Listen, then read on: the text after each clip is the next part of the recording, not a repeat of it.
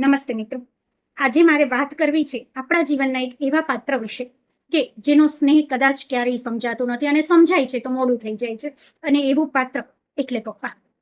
પપ્પાનો પ્રેમ બહુ મોડો પરખાય છે અને એનો સ્નેહ કે સંવેદના સમજાતા નથી.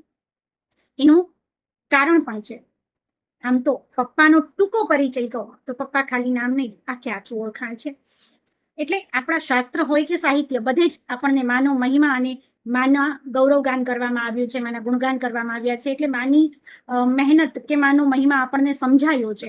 અને વળી સંતાન વધારેમાં વધારે મા સાથે સમય પસાર કરતું હોય, માનું જોડાણ એની સાથે ગર્ભથી હોય ત્યારે એ માની લાગણી અને સંવેદનાને વધારે અનુભવી શકતું હોય છે. માનું વાલ હોય કે વેદના, માનો પ્રેમ હોય કે પીડા, એ બધું જ એના આંખના આંસુથી કે અહીંયાના હરકથી છલકાતું હોય છે.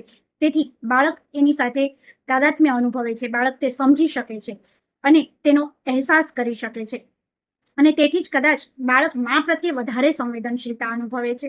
પરંતુ વાત જ્યારે પિતાની આવે ત્યારે પિતા એ એવું પાત્ર છે જે હંમેશા અવ્યક્ત રહ્યું છે. પિતા ક્યારેય પોતાનું વાલ કે વેદના વ્યક્ત કરી શકતા નથી, શબ્દોમાં એની સંવેદના ઠાલવી શકતા નથી.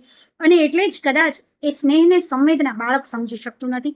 પિતાનો પ્રેમ હોય કે પીડા એ કદી આંખના આંસુ બનીને છલકાતા નથી, અને કદાચ છલકાય તો એ રાતના અંધકારમાં છલકાય છે, જેથી પરિવાર કે સંતાનો તે જોઈ શકતા નથી અને એટલે જ તેને અનુભવી શકતા નથી.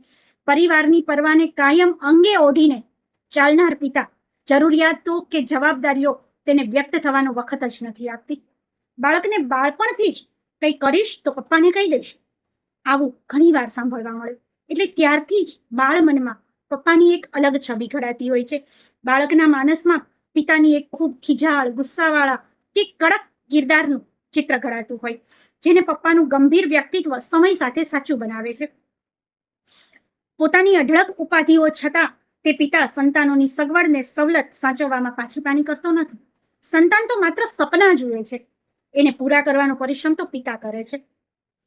તે કાયમ પરિવાર સામે ખૂબ મજબૂત અને મક્કમ રહીને પોતાની જવાબદારીઓ પૂરી કરે છે. પપ્પા એક મજબૂત ચટ્ટાન બનીને પરિવાર માટે ઊભા રહે છે. પપ્પા એટલે માથાનું છત્તર છે. આખા મકાનના બધા જ પાયાઓ, બધી જ દિવાલો સહી સલામત હોય, અડીખમ હોય, પણ માથે છત ના હોય તો એ મકાન સચવાતું નથી.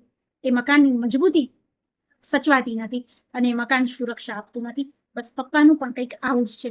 માનું મૂલ્ય કદી ન ભૂલી શકાય, પણ કહેવાનો અર્થ એટલો જ છે કે સંતાનોના જીવનમાં મા અને પિતા બંનેનું યોગદાન સરખું હોય છે. તો એકને એટલું મહાન ન કરીએ કે બીજું આપોઆપ નીચું થઈ જાય. બંનેના યોગદાનનું સરખું મૂલ્ય છે. રસોડે રસોઈ બનાવી તૈયાર થાળી આપતી માનો પરસેવો સંતાન જોઈ શકે છે, પરંતુ ઇસ્ત્રી ટાઈટ કપડામાં કમાવા માટે ઘરની બહાર રહેતા પિતાનો પરિશ્રમ કે પરસેવો સંતાનને ક્યારેય દેખાતો જ નથી, અને એટલે એ સમજાતો નથી. માં સંતાનની દરેક સુવિધા સાચવે છે, પરંતુ એ સુવિધાની સામગ્રીની વ્યવસ્થા પિતા કરે છે. જે મકાનની છત એ આખા પરિવારને સલામતી કે સુરક્ષા આપે છે, એ જ મકાનમાં પિતા પોતે રાત સિવાય રહી શકતો નથી. સંતાનોને મોંઘી દાટ વસ્તુઓ લઈ આપનાર પિતા પોતાની કાણાવાળી બંડી પણ બદલતો નથી. દર દિવાળીએ સંતાનોને, પત્નીને બધી જ ખરીદી કરાવી, પરિવાર માટે બધું જ કર્યું. મને શોખ નથી એવું કહી દેનાર પિતા ક્યારેય બાળકને માની જેમ ગળે વળગાડી પોતાનું વાલ દર્શાવી શકતો નથી, પણ હૃદયમાં અમાપ હેત સાચવે છે. એના આંસુ ક્યારેય દેખાતા નથી, કારણ કે રાતના અંધકારમાં તકિયા નીચે છુપાય છે. સંતાનોના સપના કે શોખ પૂરા કરવા એક પુરુષ જ્યારે પિતા બને છે ને, ત્યારે તે પુરુષ, પતિ કે પુત્ર મટી સૌ પહેલા પિતા બનીને રહી જાય છે. પિતાનો પ્રેમ ક્યારેય પારખી શકાતો નથી. માં બાળકને કેળે ઉચકે ત્યારે વિચારે કે મારું બાળક હું જોઉં છું તે બધું જ જુએ, પણ પિતા બાળકને ખભે બેસાડે છે. પિતા ઈચ્છે છે કે મારું બાળક મારાથી પણ આગળ જુએ. આમ બહારથી કોપરા જેવા કડક દેખાતા કિરદારનો કોમળ ધબકાર સંતાનો સાંભળી શકતા નથી. માનો કંટાળો હોય કે કરુણા એ બાળક અનુભવી શકે છે, સમજી શકે છે, પણ પિતાના કડક કિરદાર પાછળનો કોમળ ધબકારો બાળકોને સંભળાતો જ નથી. ઘણી વખત માની પ્રેમ બાળક જોઈ શકે, પણ પિતાની પરવા, પરિશ્રમ, પરસેવો ને પીડા બાળકને અનુભવાતી નથી. પિતાનો સ્નેહ બાળકને સમજાતો નથી, કારણ કે પિતા ક્યારેય એને વ્યક્ત કરતો જ નથી. મા તરીકે દેવકી યશોદાને યાદ કરીએ તો કૃષ્ણના જીવનમાં તેને સલામત ગોકુળ પહોંચાડનાર વસુદેવને અને ગોકુળમાં એને ઉછેરનાર નંદ બાવાના મૂલ્યને પણ કેમ ભૂલી શકાય. આમ પિતા પણ આપણા જીવનમાં અમૂલ્ય મહત્વ ધરાવે છે. ત્યારે એ પિતાને પ્રેમથી ગળે વળગાડી વાલના બે વેણ કહી દઈએ. ક્યારેક એની પાપણની પાછળની પીડા ઉકેલવાનો પ્રયાસ કરીએ. પિતાને તમારી પાસેથી પૈસો નહીં, પ્રેમ જોઈએ છે. તમારી સંપત્તિ નહીં, તમારો સ્નેહ ને સમય જોઈએ છે. બની શકે તો જે પિતા પોતાના પાત્રને ન્યાય આપવા પોતાની અંગત ઈચ્છાઓને અન્યાય કરી બેઠા છે, તેનું મૂલ્ય સમજી તેની કદર કરીએ. કારણ કે આ પિતાને તમે કોઈ પ્રતિષ્ઠા, પૈસો કે ભેટ સોગાદો નહીં આપો તો ચાલશે, એને કોઈ વસવસો નહીં રહે. પરંતુ જ્યારે કોઈ સંતાન પોતાના પિતાને તમે અમારા માટે શું કર્યું આવો સવાલ કરે ને, ત્યારે એ બાપ જીવતા જીવે સળગી જાય છે. કેમ કે તે બાપ છે, તે ગણાવી શકતો નથી તેને શું કર્યું.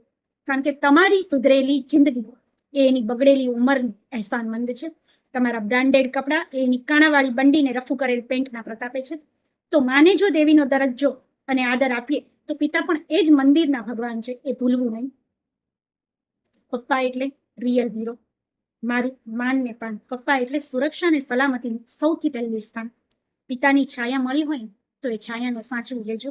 કેમ કે બધા એટલા નસીબદાર નથી હોતા, અને આ છાયા ગુમાવ્યા પછી પાછી નથી મળતી. તો પિતાને પણ બસ એક ક્ષણ આપી દેજો, એવું કહી દેજો કે હવે આ પિતાનો પ્રેમ, એનો સ્નેહ, એની સંવેદના તમને સમજાયા છે.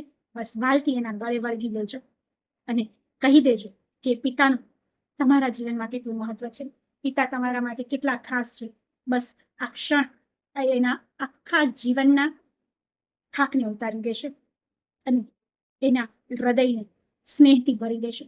તો બસ આટલું કહી દેજો પિતાને. આમ તો ઘણું કહી શકાય, પણ બસ પિતાને બે શબ્દો સ્નેહના કહી દેશો, એને જીવનનું બધું જ આનંદ બધું જ મળી જશે. તો આ પિતાનો સ્નેહ સમજાઈ જાય તો દરેકને વેચજો ને દરેક પિતા સુધી આ વાત મોકલજો. તમારા પિતાને ચોક્કસ આ ક્ષણ આપજો.